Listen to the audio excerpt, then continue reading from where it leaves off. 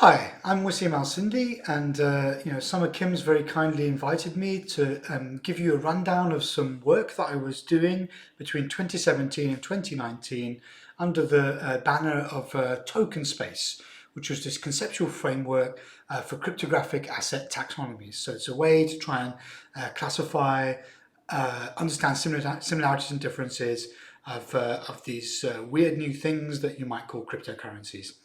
So this is work that I was doing as in a previous role as the Director of Research of an independent laboratory called Parallel Industries based in the UK. Now this work has been put on hold because of reasons that will become apparent in a minute.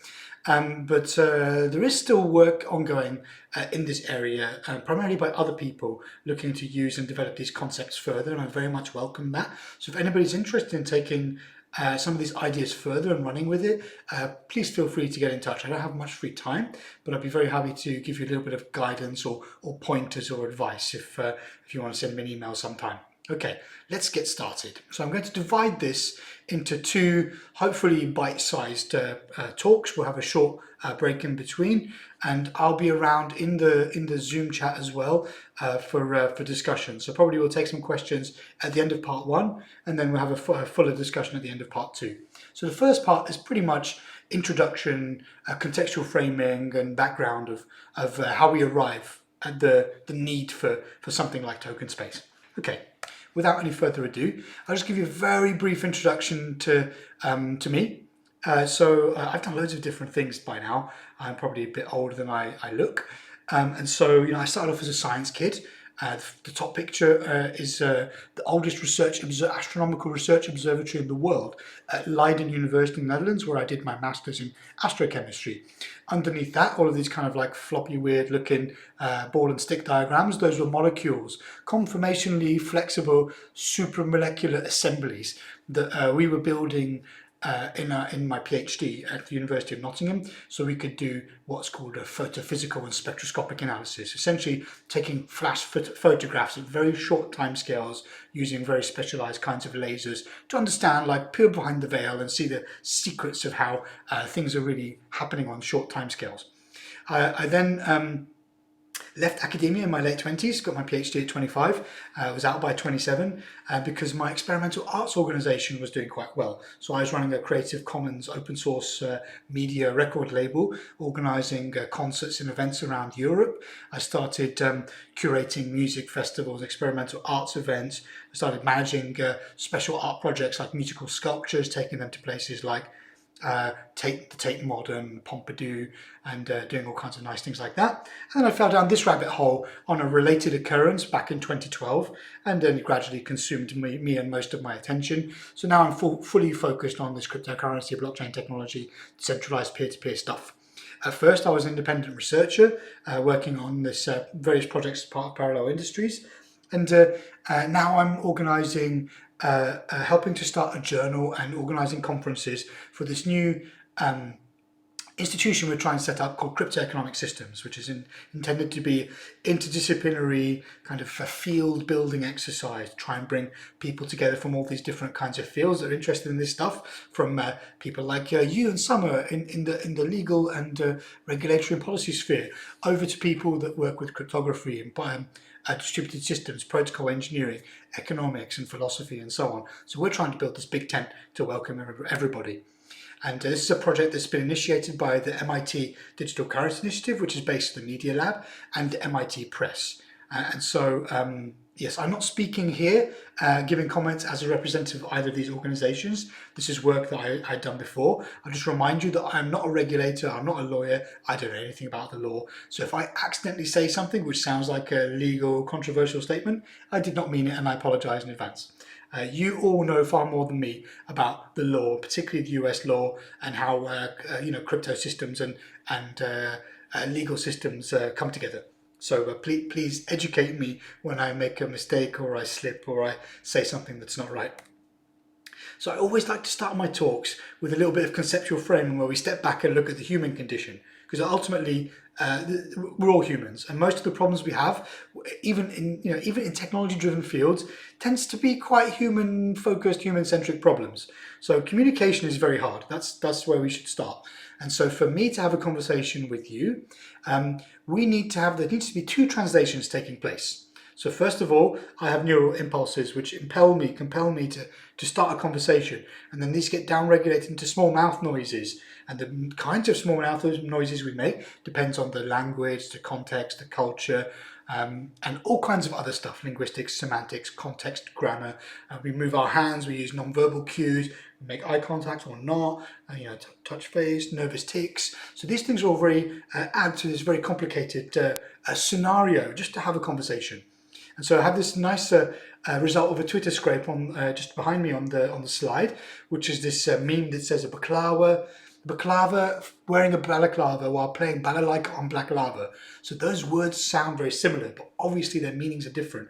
And by the same token, there's plenty of words that sound similar that have very different meanings. So language and semantics is already a bit of a swamp. We have different schools and different tools, and we'll get onto all of this a bit later, but it makes it harder for like say a lawyer and a cryptographer to communicate, because they might be using similar words to mean different things, or the narrowness or the broadness of a definition may vary. Anyway, let's jump in.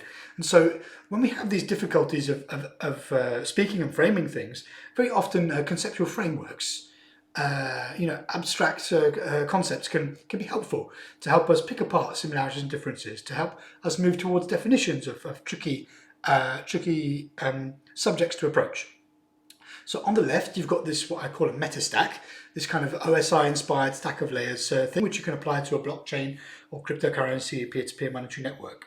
This was originally developed by Vitalik Buterin in a 2017 article called The Meaning of Decentralization, and we extended this in the TokenSpace paper, just very minorly, in a minor sense, just to add this additional monetary layer. And so think about the terms which we hear a lot in the credo of blockchain, things like immutability, censorship resistance, decentralization. These words are kind of slippery, they're very hard to define. One person might use it loosely, another person might use it in a more formal or bounded sense. But the reason I like these stacks of layers is because they can help us arrive at some attempts to definitions using these particular layers. So for example, take a word like immutability. You might say that immutability is the resistance to change of a thing, in a very general sense. Some people say religious texts are immutable, partly because there's many copies in different places, so decentralization, and partly because there's penalties involved in apostasy. You could say even that's a bit like slashing in proof-of-stake systems, where if you behave badly, you get hit on the head with the stick. Not just a carrot with an incentive, there's also a stick. So anyway, you can try to define decentralization at a particular layer. You could say monetary decentralization maps onto the Gini coefficient of the monetary distribution of tokens in a system. You could say that socio-political decentralization is to do with the equality of a governance system. And you could say that logical decentralization is due to the redundancy of the data structure. How many copies of the blockchain are there that continually get checked as we arrive at consensus in a network? And if you go abstracto ad absurdum, you can arrive at this thing on the right, which I call an ontological metastack, which is a little bit of a way of trying to understand how different fields might be kind of connected, where you might think of this kind of z-axis as complexity or increasing scale, something like that. So at the bottom you've got natural philosophy, and that's behind my head over here. And that's where Aristotle and all of these other ancient Greek thinkers and the Eastern thinkers that came before them started off. There wasn't really discretized knowledge. There weren't separate fields. Everything was just everything. You just think about stuff. And then from there, you could say mathematics and logic and number theory developed. And then we started using mathematics as an abstract framework, a conceptual model, a tremendously successful one, to understand the universe in some sort of objective and quantitative sense. So we build physics and chemistry, and then we use those to understand like more complex systems like biological systems, and we use those to understand sociological systems, and now we have these new fields like complexity science. So as we go through, these things get more and more complicated, at larger scale, and more computationally intractable or conceptually difficult to conceive in an integrated sense. So I always wonder, like, what's next? What other meta disciplines will we get? So that's an interesting thing to bear in mind for the future. So let's kind of zoom back into cryptocurrencies and blockchain stuff. So I'm sure that plenty of people in the room are already quite familiar with different kinds of tokens, different kinds of use cases, different parameters and characteristics, and we'll unpack some of those as we go through and develop TokenSpace together. But I always like to start from this kind of bird's eye view of like what are the real differences between crypto assets and legacy stuff, like your Apple shares, your lumps of precious metals, your fiat currencies and your coins, your specie, digital dollars, PayPal, payment rail money, and all the rest of it. And so I would say that cryptocurrencies seem to be hybrids of lots of different things, and that's why it's a bit hard for us to kind of conceive what they are in terms of an ontological sense, and also why it's so difficult to mesh these things with the existing kind of legal, regulatory, and policy structures that we have in our nation states, the post-Westphalian world layer borders and what have you. So it seems like you've got a combination between things which are money-like, things which are commodity-like, things that are kind of capital asset, cash flow producing like. There are also kind of networks and protocols that bear fruits that these assets, and we'll get to those kinds of things before. So what's different than say like the fiat money system is that these things aren't really, well, there's not many examples of fractional debt-based ones. There's not many examples of tokens with counterparty liability. Other kinds of risks and liabilities, sure, but it's usually like a bearer asset rather than a liability, somebody else's liability that you're holding.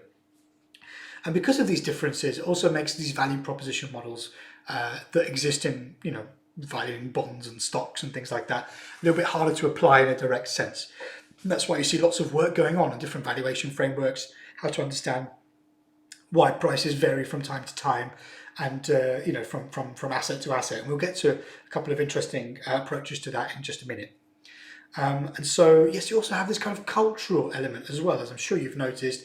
This kind of crypto blockchain world has its own kind of mimetic ecosystem. People have their own, almost has its own philosophy and its own culture. You probably know about the cypherpunks and techno-libertarians and all the rest of it. So there's all these very interesting kind of cultural overhangs as well. And I think that all it blends into this difficulty in trying to understand and characterize these things.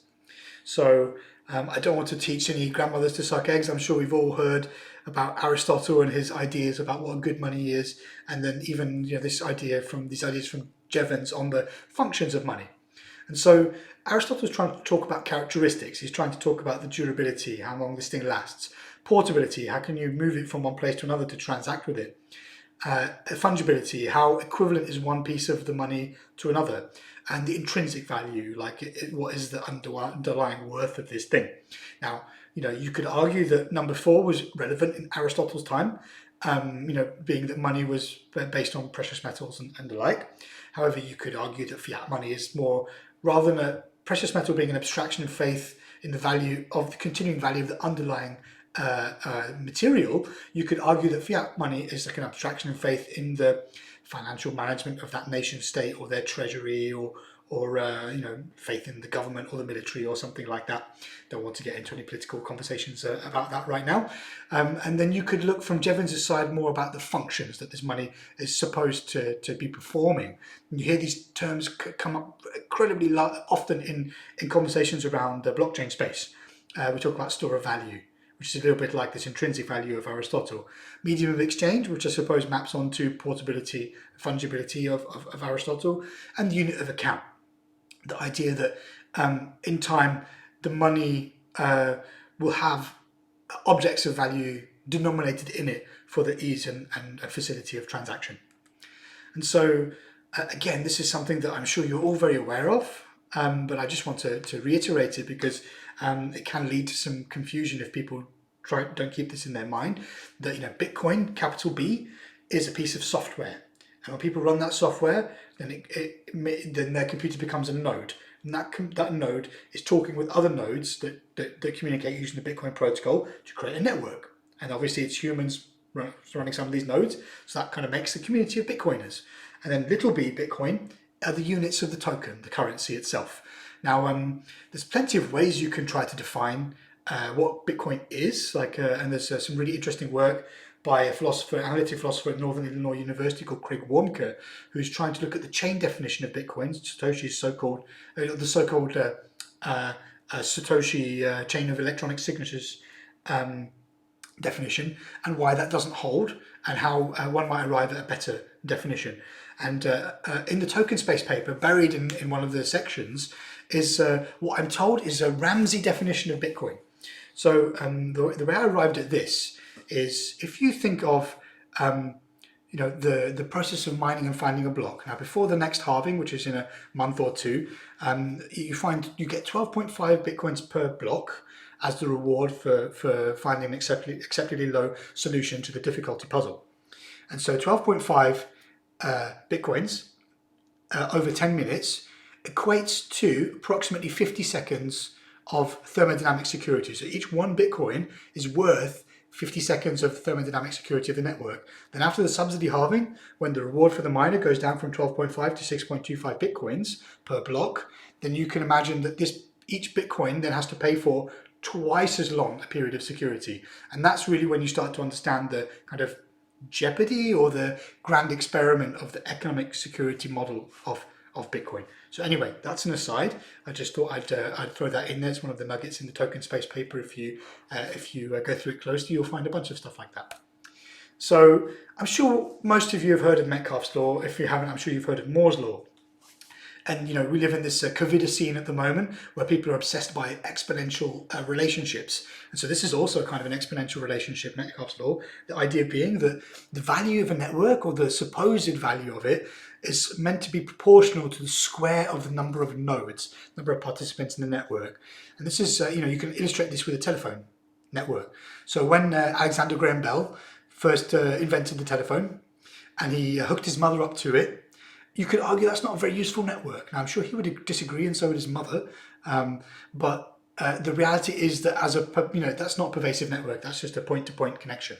But as this network becomes more pervasive, then the value for somebody to join the network and have access to all of those different nodes or opportunities to communicate does increase.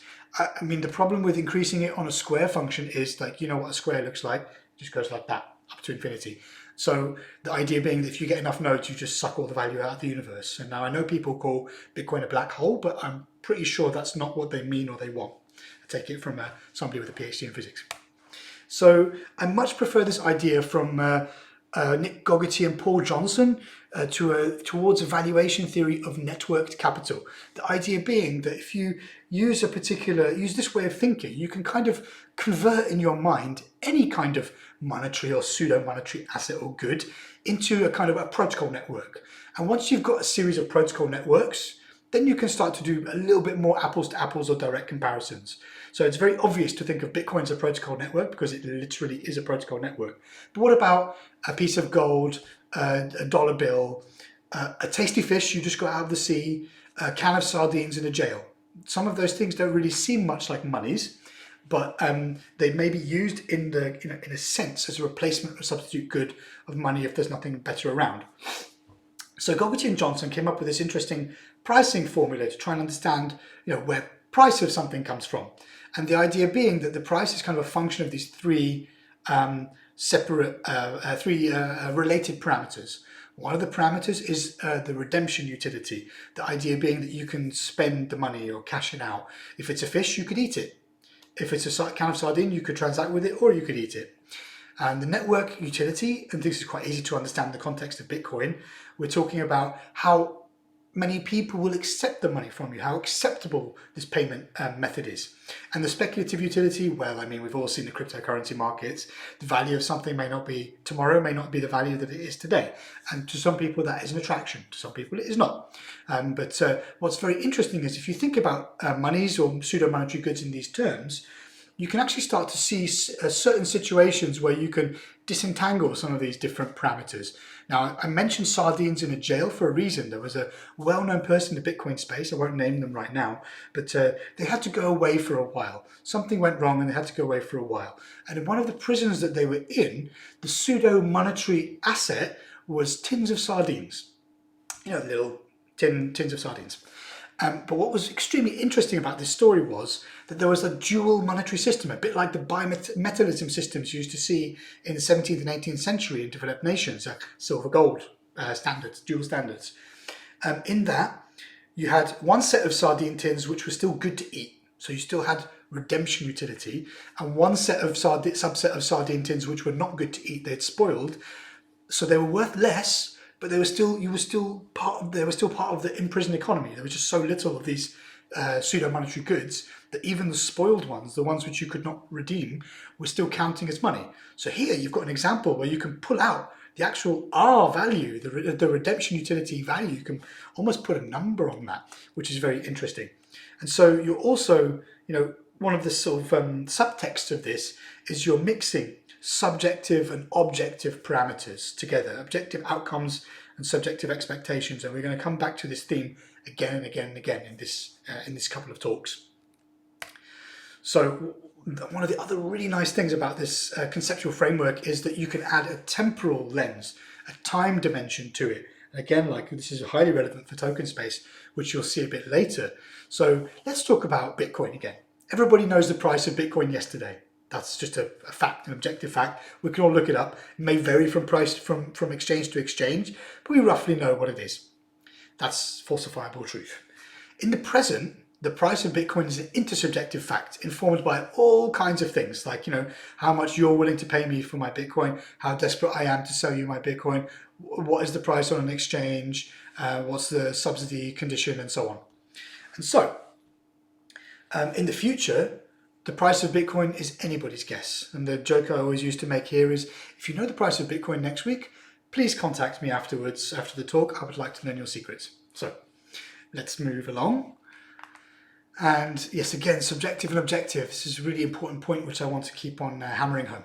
Okay, so let's get to taxonomy. Taxonomy is this like a branch of epistemology, which is systems and theories of knowledge. And taxonomy is a way of kind of sorting and classifying domain objects to understand similarities and differences between them. So this is where we are now. This is where, this is the crypto winter, the endless crypto winter of ICO founders getting hauled off to explain their actions of a few years ago to regulators, people being told they can't distribute their tokens because there would be securities violations, people going away for a while because they did something bad, and all those kinds of things. I mean, this is a law class, so this is all like a feast for you, but it's obviously not ideal for the people that are trying to build stuff and make stuff happen in this field. So how can we make the winter end? How can we get to spring? So I pulled out a few, this is, I was talking more about this in 17 and 18 and early 19 than I am now. So some of these topics we'll come up with are a little bit out of date now, but you'll see where I was coming from when I was picking these things out. So William Hinman made a bunch of comments in summer 2018, which I'm sure you're all aware of, where he describes the the token sale of Ethereum in 2014-15 looked an awful lot like a security offering, but that over time the network had become sufficiently decentralized and that it no longer fitted the bill. So there's a lot of interesting questions, in fact more questions than answers come up from that really. And so the question really is, if this thing was something and now it's not something, at some point it passed through a barrier or a membrane or a phase transition or something. It went from being X to not X. So how did it change? Why did it change? When did it change? And we're still really not that much clearer on those kinds of things. And the problem with the lack of clarity, the problem with uncertainty is it has the chilling effect, and then we're back to the winter, right? And so, there's also been a lot of court judgments on, different like robberies involving Bitcoin, where they had to assess whether Bitcoin should be treated like a money or whether it should be treated like a property. And so these conversations have been ongoing in various jurisdictions in the legal contexts. So here's a graph of number go up. Everybody loves to see number go up in crypto.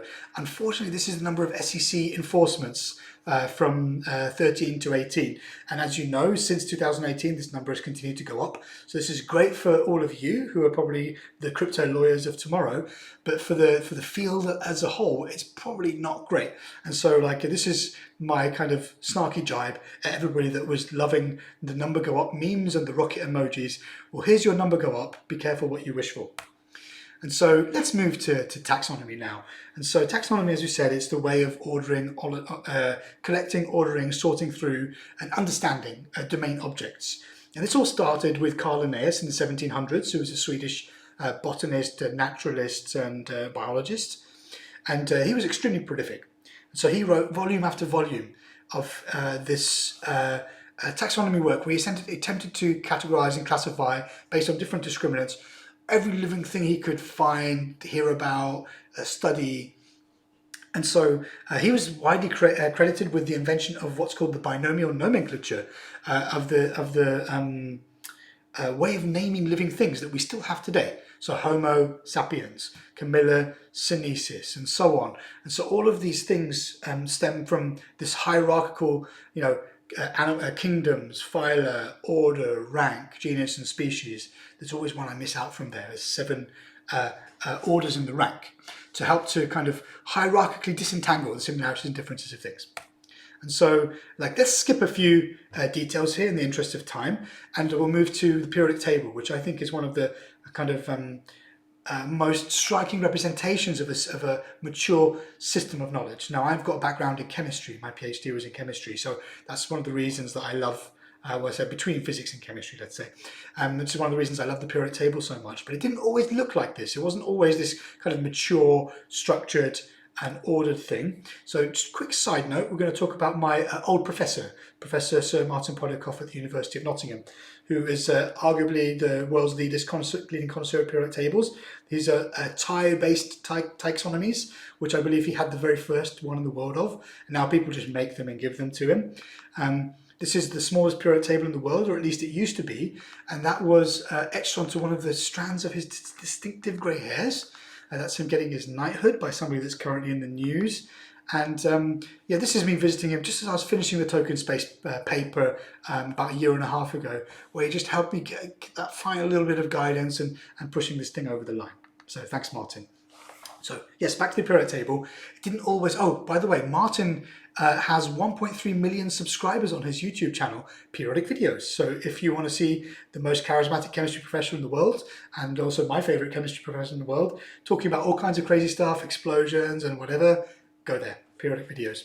So anyway, back to the periodic table. So this is now I've got some pictures on the screen where showing you how this thing developed in stages. This came from the time of Newton. This is when this all started. Occults, mysticism, alchemy, the search for the philosopher's stone, saltpeter, quicksilver, and nitre. And so as time went on, experiments were done and theories were made, and there was this kind of feedback process as axiomatic logic, new conceptual reasoning, and empirical verification went on to help us develop this thing. So we had the atomic theory got verified, the existence of electrons and their role in chemical bonding was understood, and then these things started to help us group these elements by their similarities and their differences. And so that's what I'm trying to say here. We've kind of got these feedback loops that are going on, and this is a little bit reminiscent of Kuhn and his paradigm shifts, and in the structure of scientific revolutions, and also Popper's 3 worlds also fits into this somehow. And so I just want to give a shout out to this incredible taxonomy paper by Nickerson et al., A Method for Taxonomy Development and Its Application to Information Systems, from 2013. And in this, they built a generalizable framework which it's like a big machine. You can throw anything into this machine, from cryptocurrencies to sacks of wheat, elements, chemical elements, anything you could desire, Pokemon, and you can build a generalizable framework from it with which to discriminate qualitatively, categorically, between your different things.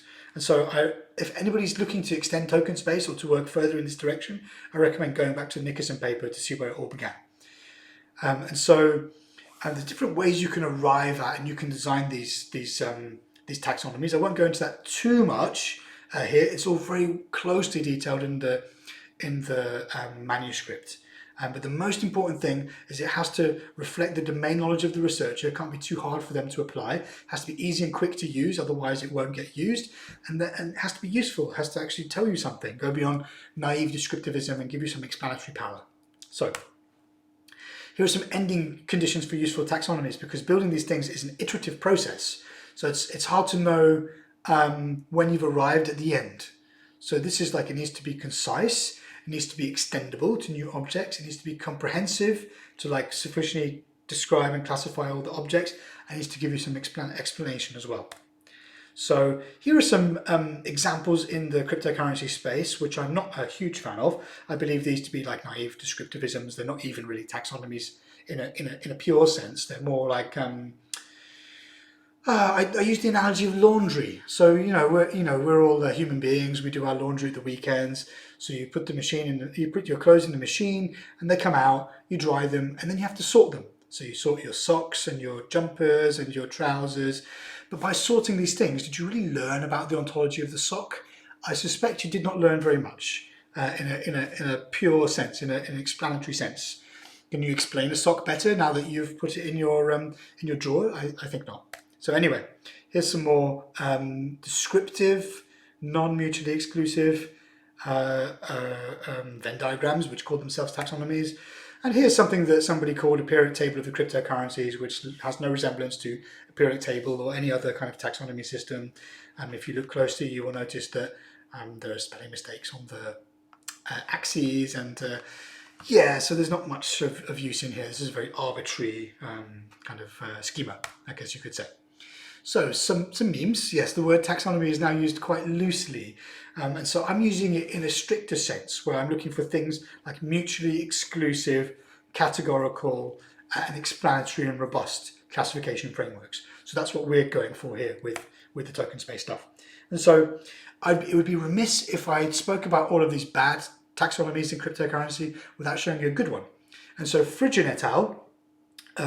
Used the Nickerson methodology. They're information systems researchers, and they used the Nickerson methodology to arrive at a kind of fairly useful analysis of ICOs, different properties and characteristics of them. And they found that within this kind of dimension space they create from their characteristics, there's roughly 4 different kinds or sorts or families of ICOs, depending on their kind of commonly seen together characteristics. So I recommend the Frigin paper, which is called Don't Slip on the ICO. And there's been other work that's built on the Nickerson frameworks as well. So here's a little bit of a joke, just to kind of round off this bit.